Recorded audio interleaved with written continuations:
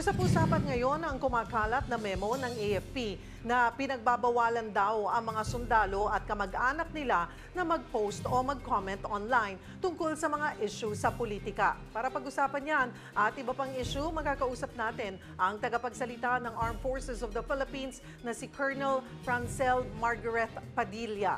Magandang tanghali po sa inyo, ma'am. Magandang tanghali, Cheryl. Magandang tanghali po sa inyo mga taga-subaybay. Ma'am, nakarating na ho ba sa inyo na may kumakalat na memo galing nga daw sa AFP na nagpapaalala sa mga sundalo at kamag-anak nila na huwag mag-comment o post sa social media tungkol sa politika? Tungkol po dyan, ma'am, ako personally, ma'am, I haven't seen that memo. But mayroon po kaming inilabas na pahayag ang Sandatahang Lakas ng Pilipinas po, no, para po pagtibayin natin itong amin pong paninindigan, no, sa pagpapahalaga po ng ating kalayaan, yung pagpapahayag po, no, sa ating bawat miyembro po ng ating Sandatahang Lakas ng Pilipinas.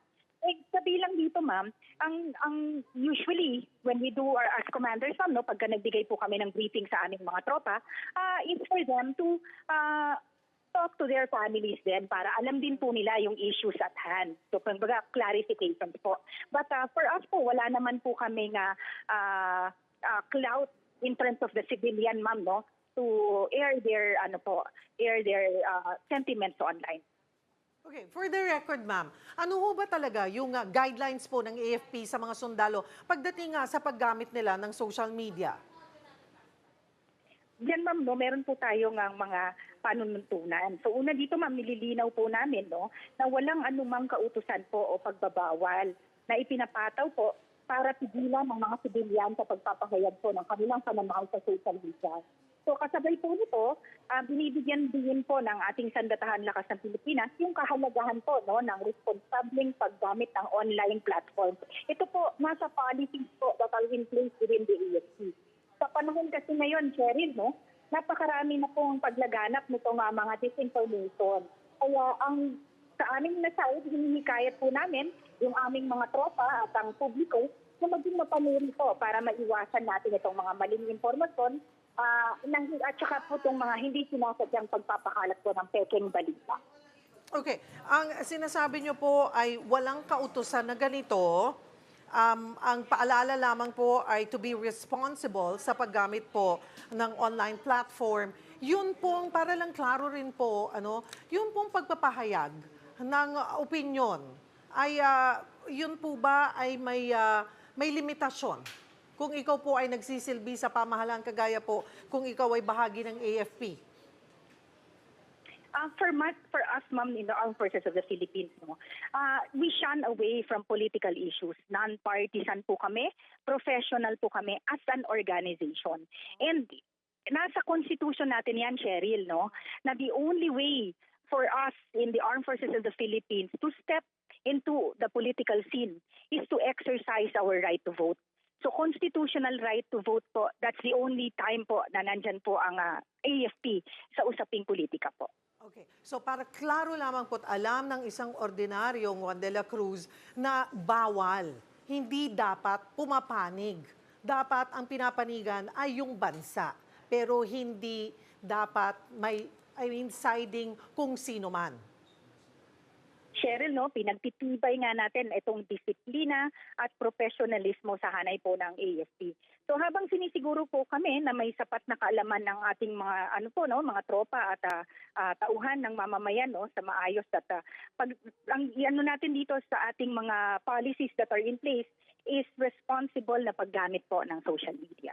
Nag-viral kamakailan, ma'am, yung isang pulis na vlogger na binabatikos yung pagkakadakip kay dating Pangulong Rodrigo Duterte.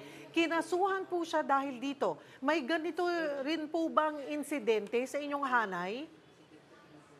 Ma'am, sa Armed Forces of the Philippines po, there are no incidents like this. There are no members of the military who has engaged in itong pagre-resign po using our online platform.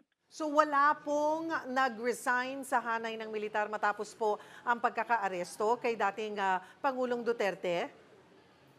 Wala po, ma'am, no. Ang pagre-resign po follows a strict process po no na that they have to adhere to. Kailangan po nilang mag-sign ng paperwork, state therein the reason behind their resignation, and it will go through the chain of command po for approval. Kamakailan tinaasan po ni PBBM ang subsistence allowance po ng militar? May mga nagsasabing baka ginagawa niya lamang po ito para maiwasan nga daw po yung mga nagre-resign sa military.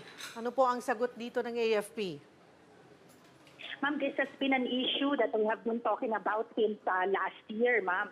Talaga po nga napapag-usapan na natin itong increase in our subsistence allowance, and ang hinihintay na lang po natin dito is the full implementation.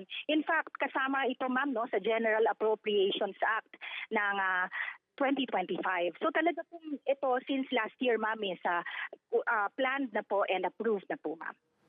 So far, ma'am, kumusta po ang security situation sa bansa, lalo't palapit na po ang eleksyon?